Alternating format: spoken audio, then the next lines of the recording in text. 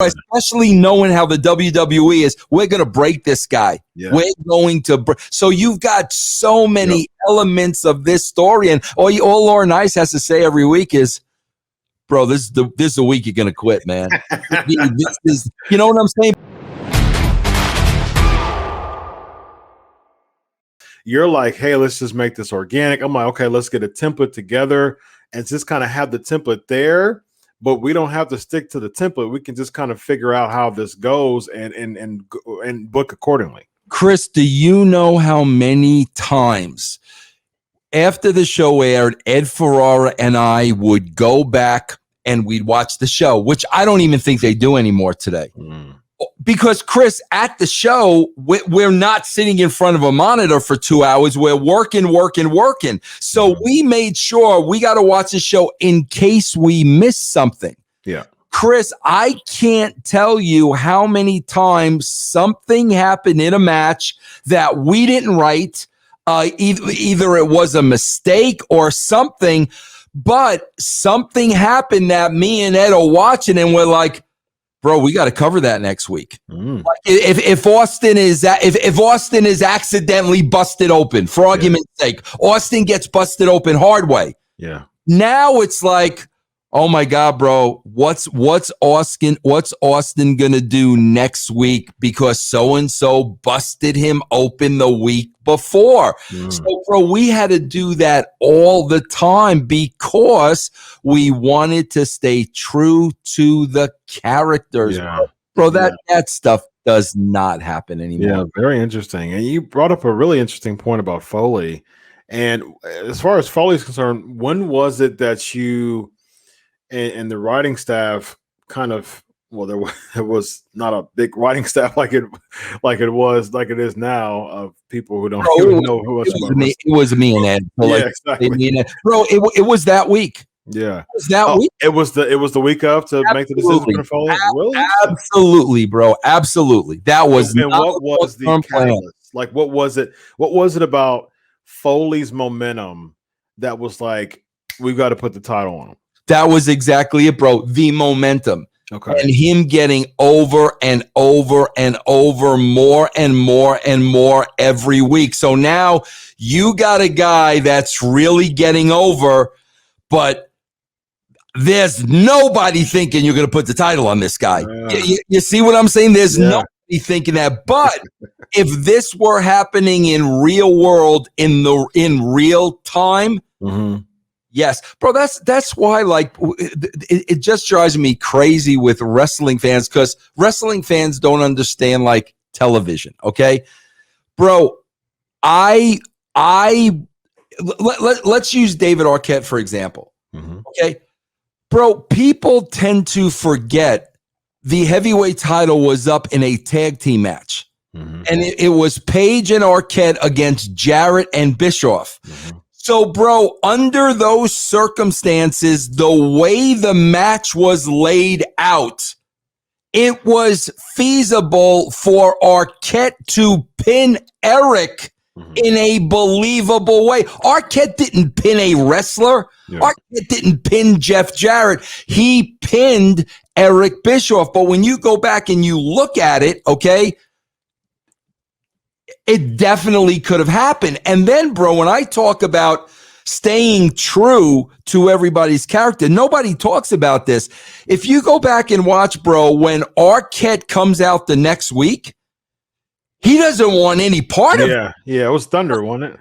Yeah, I think so, bro. But he won this thing on a fluke. And what, bro? Now I got to get in the ring with a wrestler?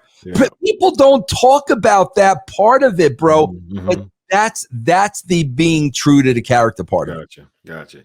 Yeah, that's really interesting. I as much as as long as I've been a journalist, that's really interesting about Foley, and and that makes sense. As far as just kind of riding the wave, I mean, especially with Foley. I think it was a great decision to ride that wave and put the title on Foley for sure. Did he know like that night, or did he know like the week before? He probably knew the week before, bro, because that was the one thing I used to do. We used to love getting the show done early so we could contact talent. And they could get in their head okay, bro, this is what I'm doing on Monday night. Gotcha. Really interesting stuff. All right. Well, that is Big E, ladies and gentlemen. I think I really like the John Laurinaitis. I do too. I think it'll be really good. I suppose he gets a lot of heat, people power, and that'll be really interesting if he was in that. And I agree. I think that would add a lot of life. I think that would. I say this all the time. We've talked for a lot of times now. I always say the hyphenated word, buy-in.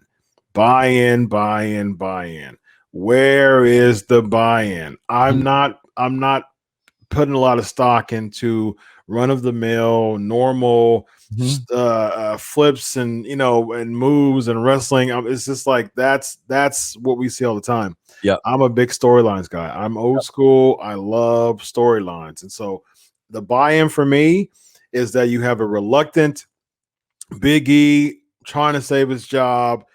John Laurinaitis comes in, ton of heat, forcing him to do such and such. That's causing the fans to get behind Big E even more. And then like you said, momentum ride that wave. And then eventually, he continues to go up the ladder. And then, bro, the whole other aspect of that too, bro. I'm sure you never heard of this, bro, but there was I saw this great movie, one of my favorite movies of all time when I was much, much younger, probably a teenager. It was called One-on-One with Robbie Benson. Okay. And it was about this, white kid, on a basketball team, the whole 9 yards, but he didn't get along with the coach. And bro, the coach was doing everything trying to get him to quit. So you got that aspect of it too, bro. Yeah. Bro, especially knowing how the WWE is, we're going to break this guy. Yeah. We're going to so you've got so many elements of this story. And all Laurinaitis has to say every week is, bro, this is the week you're gonna quit, man. This is, you know what I'm saying? But yeah, so many elements, bro. So many, sure. And you're making a huge baby face. Yep, 100% agree. Ladies and gentlemen, he is Vince Russo. I'm Dr. Chris Featherstone. Yes, you got it right this time. Very, very nice.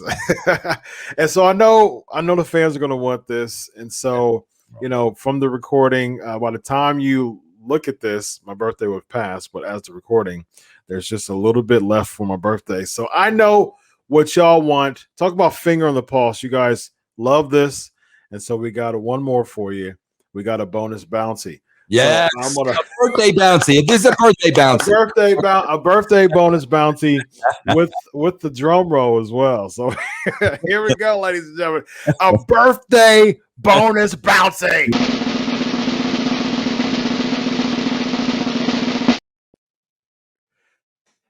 Oh, always go left. I'm left-handed. So here we go. Okay. We're gonna do this here. Yeah. Here we go. Yeah.